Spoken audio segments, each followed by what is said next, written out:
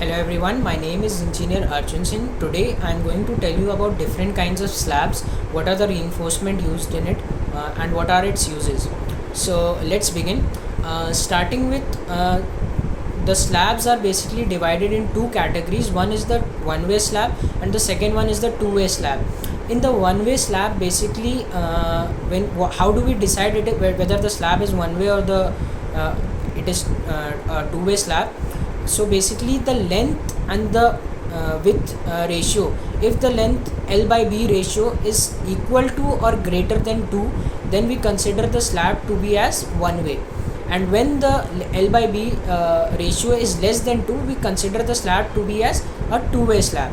Now starting with the one-way slab, basically we have two types of reinforcement bars that are being used in a slab, RCC slab.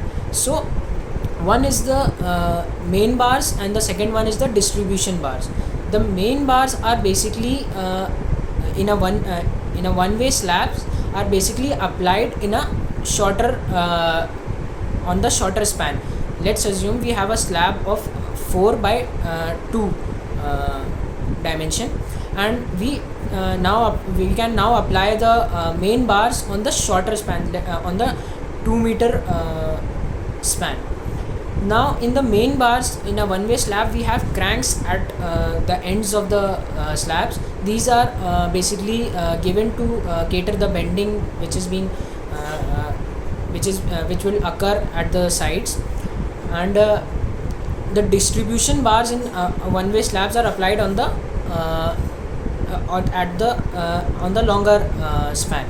So this is the kind of reinforcement which is being used in case of slabs. And the cover we basically are speaking about the covers. We basically give 25 cover from the bottom in a slab. And let's go further to the two-way slab. In a two-way slabs, basically we have alternative cranks in the main bar, because in case of two-way, the main bars and the distribution bars are the same. Basically both types of bars are the main bars which are being used. So speaking about the loading in a one-way slab is basically along the load is distributed along the longer span or the longer span of the beams. In case of two-way slab, the loading is in the form of trapezoidal and triangular forms. We'll discuss that later in the upcoming lectures.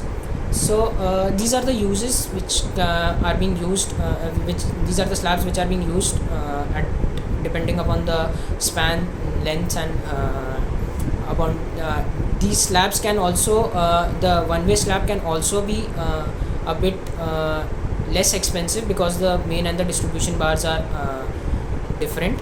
The distribution bars diameter could be less, so this could also help in the economy also. But the thickness of the slab could slightly be less, because we are not applying main bars in the longer span. So these are the factors which we see in the slab design process. Thank you everyone for watching.